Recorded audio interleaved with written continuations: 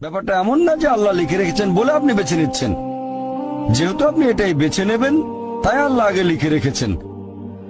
এখানে পছন্দ আপনার, তবে আল্লাহ আপনার পছন্দ জানেন। যেমন ধরেন একটা রাস্তার মোড়ে আসলেন, সামনে 5টা রাস্তা, রোড নাম্বার 1, 2, 3, 4, 5।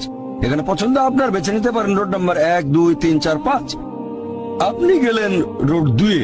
এটা আগে থেকেই লেখা আছে আপনার নিয়তিতে যে আপনি যাবেন 2 নম্বর রোডে। ব্যাপারটা এমন না যে আল্লাহ লিখেছেন বলে আপনি করছেন। যেহেতু আপনি এটাই বেছে নেবেন, তাই আল্লাহ আগে লিখে রেখেছেন। তাহলে পছন্দ আপনার। আপনি চাইলে টাকা উপার্জন করতে পারেন ভালো কাজের মাধ্যমে, হালাল উপায়ে, অথবা পারেন চুরি করে হারাম উপায়ে। পছন্দ আপনার।